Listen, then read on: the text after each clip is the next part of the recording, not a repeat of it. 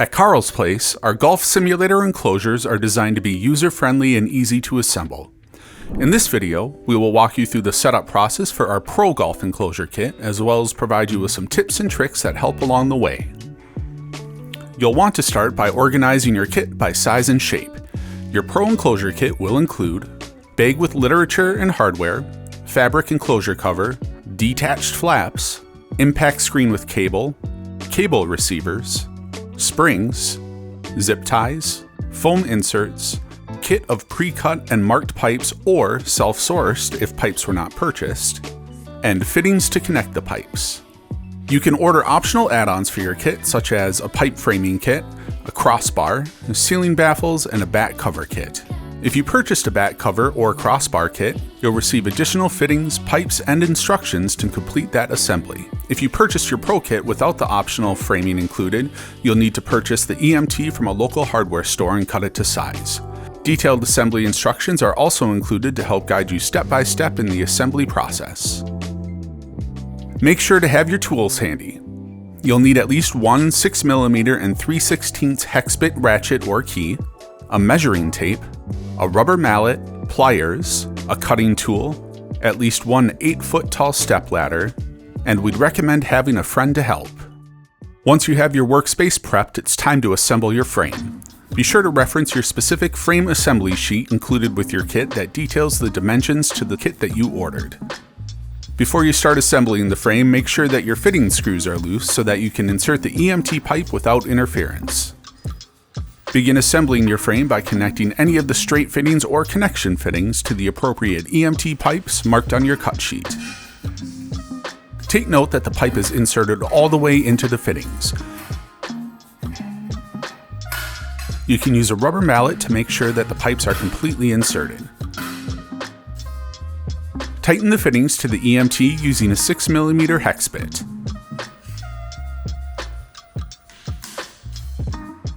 It can help to organize your pipes in position on the floor where they will end up in the assembly.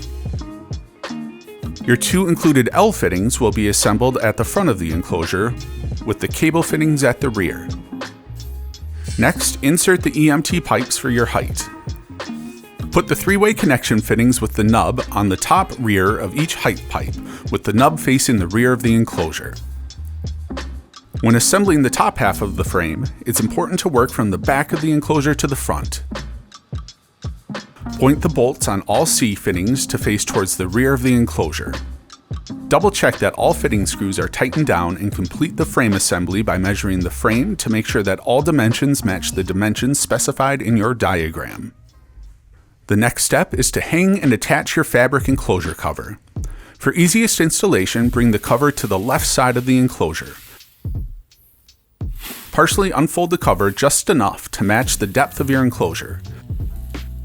Make sure the grommeted edge is in line with the rear of your enclosure and then lift it up and over the top of the frame. Pull the cover until it is even on both sides of the frame. Once the cover is over the frame, confirm that the grommeted edges are towards the back of the frame, the thicker hook and loop strips along the grommets face the inside of the enclosure, the skinnier hook and loop strips along the grommets face the outside of the enclosure. Next, attach the bottom flaps. Wrap the enclosure cover under the bottom of the frame and attach it to the side of the enclosure cover using the hook and loop fasteners. Make sure to pull the cover over the top corners of your enclosure frame to loosen any tension on the enclosure cover. To attach the top flaps, add one zip tie to each top corner of the enclosure to add tension. Then attach the top flap around the front enclosure pipe, starting at the center and working outwards. You'll want to try and make the connection as smooth and neat as you can at this time because it'll minimize the wrinkles in the enclosure cover later on. Now attach your side flaps around the front pipe to the hook and loop strip. The corner flaps can wait for now.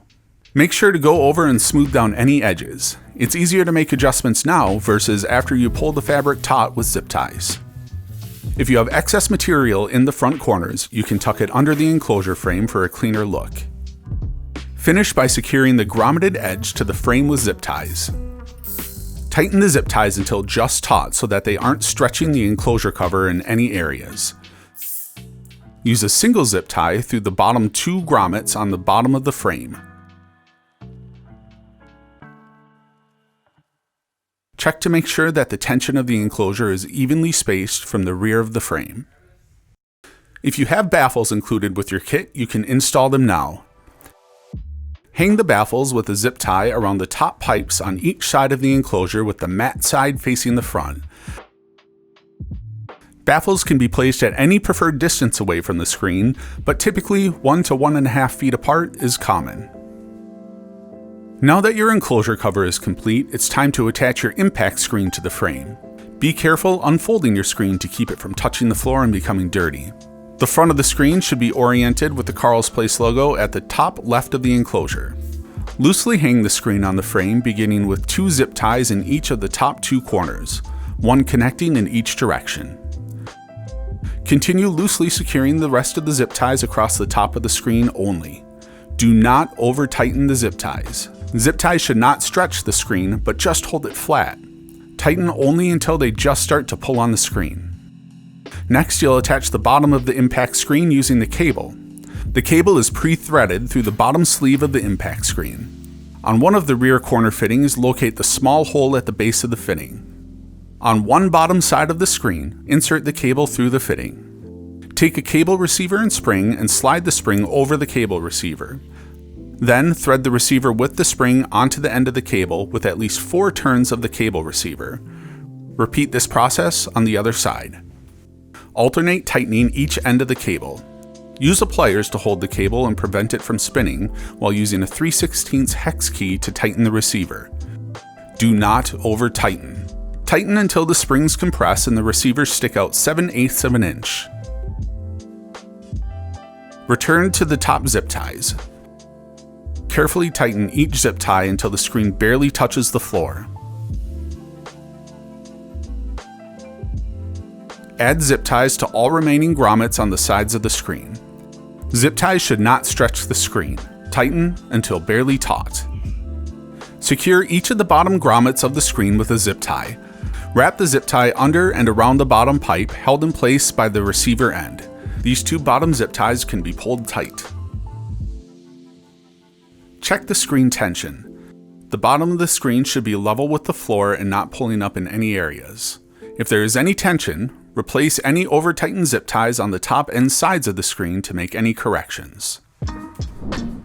If you ordered a crossbar with your enclosure, you can install it now. This is also the ideal time to set up any electronics mount and even set up the launch monitor itself, as it's often easier to get everything secured on the mount before lifting the crossbar into place. Begin by connecting your pipes with the connector fitting.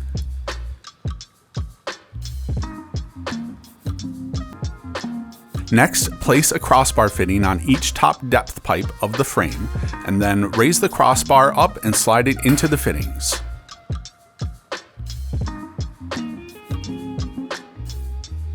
Adjust the crossbar placement as needed and tighten the fittings into place. Now it's time to attach the 5 flaps that will cover the exposed pipes. First, identify each flap. Flap length varies by enclosure size. The 2 depth flaps will be the skinniest of the flaps. The width flap spans the width of your screen and has intersecting hook and loop strips on one side. The height flap spans the height of your screen and has a hook fastener strip on each side that runs the length of the flap. The flaps have a matte side and a shiny side. It looks best when the matte sides face the golfer. Start by attaching your depth flaps to the enclosure cover. Starting at the front of the enclosure, pull back the front corner just enough to align the flap. Attach the bottom of the flap to the wall, working your way towards the screen.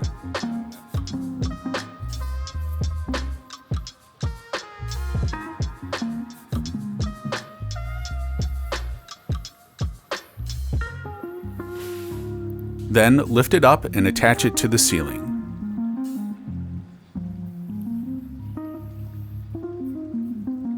Finish by reattaching the front corner to the hook and loop. If the corner is hard to reattach, use a twisting motion to pull it into place. Make adjustments to smooth out the flaps and front corner as needed. Next, take the width flap and attach the corner of the hook and loop on the flap to the top corner hook and loop on the screen.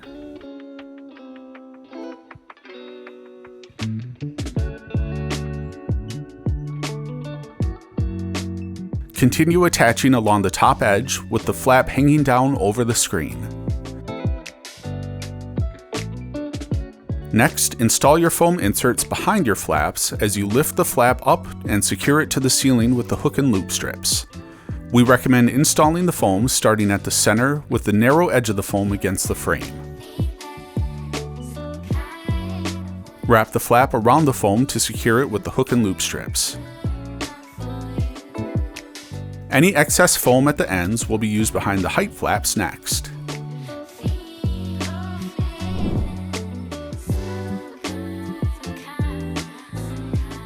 Align the height flap to the top of the width flap and continue down the length of the screen.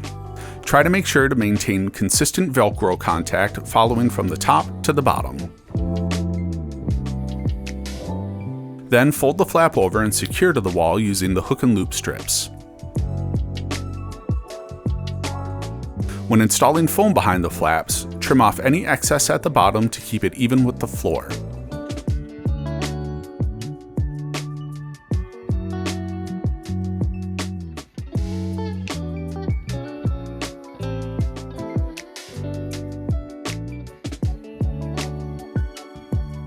Tuck the remaining flat material at the bottom under the enclosure and under the foam inserts. Review your work and reattach the hook and loop to smooth out any lines as necessary. Your setup is complete, and you can begin using your new Pro Golf Simulator enclosure.